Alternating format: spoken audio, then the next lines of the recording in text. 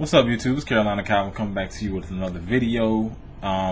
This video is also an addition to my problems with this gaming generation.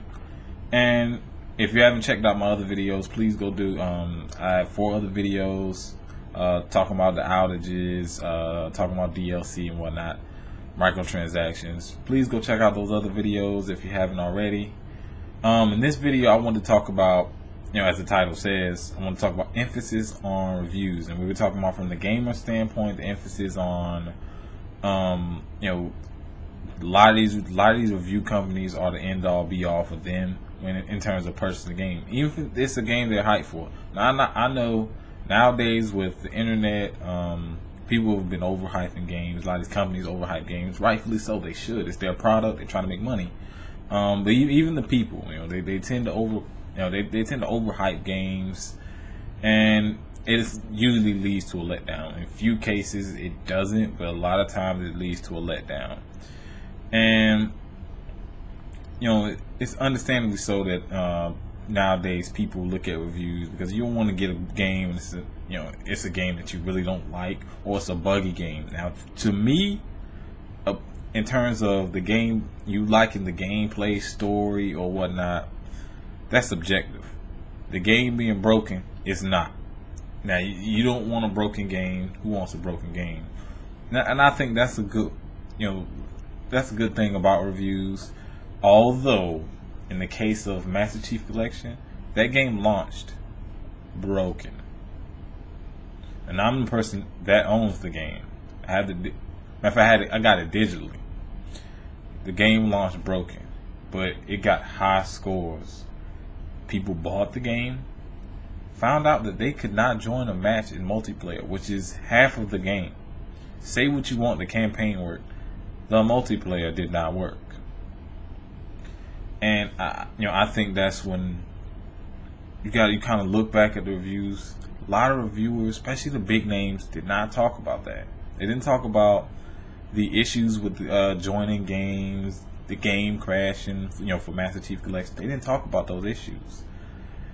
And you look at the other spectrum where it's a game that's, I guess middle of the pack, around 6, 7. Although I believe 7 is okay. Around about a 6 or something like that. Because I remember one game, Wolverine. It was based on the movie, that very first Wolverine movie. Now, going into it, it already had the stigma of being a movie licensed game, which is a pretty bad one because there's been some really bad movie licensed games. But that turned out to be decent. It got around about a 6.5, 7 on most sites.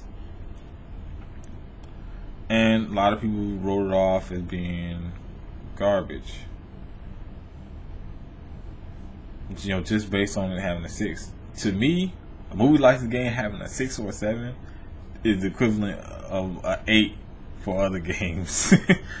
Because movie licensed games aren't normally that good. And that game turned out to be decent. It's more just like a hack slash game.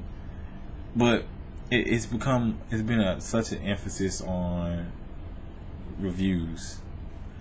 And a lot of the companies use it to fuel fanboy wars. The fanboys of these consoles, the Wii U, Xbox One, and PS4, mainly between the Xbox One and PS4, because they are always at each other's throats. And a lot of these companies either give a game a lower score than they actually really wanted to, or a really high score, just so they can, and then they'll put titles up there like I don't know, one of those clickbait titles, get people to click on them, and there you go. You look at most of these big websites, gaming websites. A lot of their articles that get the most views are ones that are clear clickbait. They're pretty much baiting. It's bait, fanboy bait. They know, a lot of them know what to say to get the fans up there, and you read the comments. It's some of the worst shit that you'll ever read. A lot of people threaten each other, all kinds. But that's a whole nother video. Back to mainly what I'm talking about.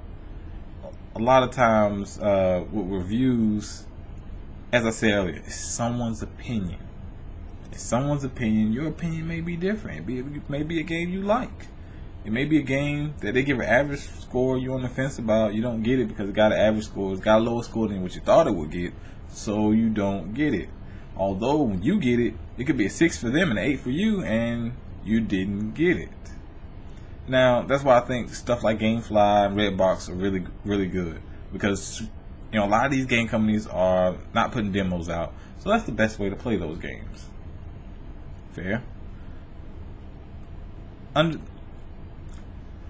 Understand this. As I said earlier, reviews are important. They're just not the only thing. I don't think you should look at someone, because it's essentially, like I said, someone else's opinion. You shouldn't just look at someone else's opinion and then use it to gauge a game. But if they say things, you gotta actually look at the reviews. A lot of people don't read reviews; they just look at the score and be like, "Oh well, I'm not gonna get that game." No, you read the reviews, see what they had gripes with, then you're like, so. There are many reviewers who have given games bad scores because of difficulty, because of challenge. Donkey Kong Country Tropical Freeze is the first one that comes to mind. This game came out last year, February of 2014, and I believe it was a GameSpot review. Actually, it got a low score because they said it was too difficult, or there was difficulty spikes.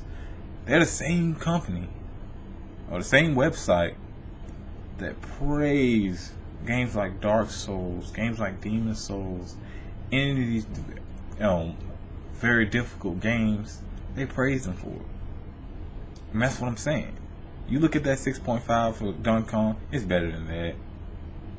To me, it's a positive game, works well, the gameplay is good. If you like the other Donkey Kong Country game, you'd like that. Obviously, there's a certain audience that's gonna like it. There's people that don't like it for just because they're not entitled to that type of game. That's fair, but you got to be fair with a lot of these companies. You objective, but then like I said, it's still an opinion. It could be something you like, they don't like, vice versa. But that's pretty much all I want to say. Reviews. It's constantly been getting worse. You got the embargoes, which most reviews have come out 2 or 3 days, sometimes even a week before the game releases. A lot of these companies are waiting till the game comes out because they know reviews affect sales. So a lot of times they wait till the game comes out, and you can't review it until this game comes out. And I'm not even going to talk about the conspiracy of reviewers getting paid off. Could be possibly. Think about it for a second. There has been YouTubers who come out and said that they get that a game company will offer them money to say good things about the game. Think about it for a second. Game company offers you, let's put it low, $700 to say something good about the game. What would you do? Just saying. But let me know what you think down in the comment section. Is there a really big emphasis on reviews? And like I said, it's not as big as a problem as the other ones, but it's still something you notice. Especially with a lot of these newer games coming out, overhyped. People only care about reviews and whatnot. Let me know what you think down in the comment section about this. Got a couple more videos coming out. Of course, hit that thumbs up button and subscribe. Thanks for watching.